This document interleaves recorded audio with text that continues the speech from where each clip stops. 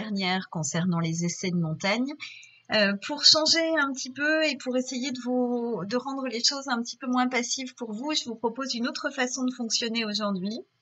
Dans cette très très courte vidéo, je lis le texte et puis la vidéo s'arrête.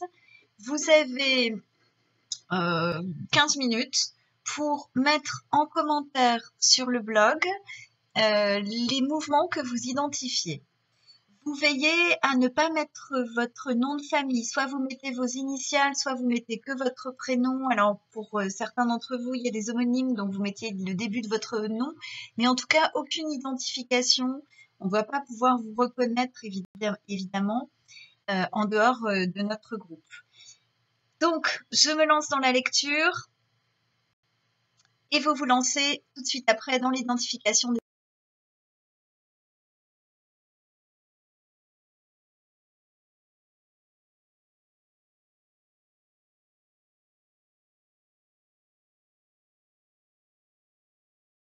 C'est donc un passage que je vous laisserai retrouver dans votre livre.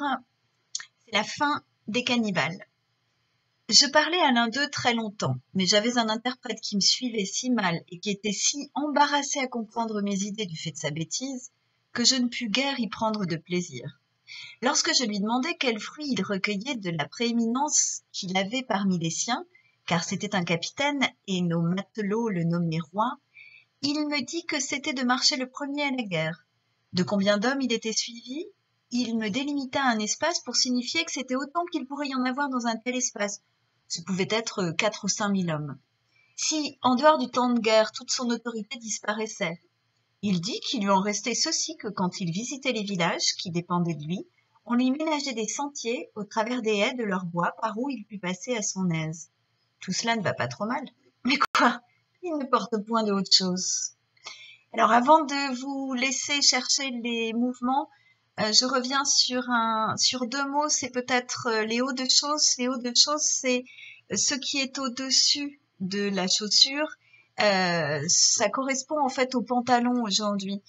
C'était quelque chose qui couvrait jusqu'aux cuisses. Et un autre mot peut-être difficile, c'est le mot prééminence.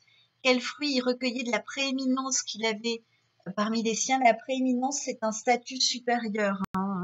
Voilà. Donc, je vous laisse identifier les mouvements.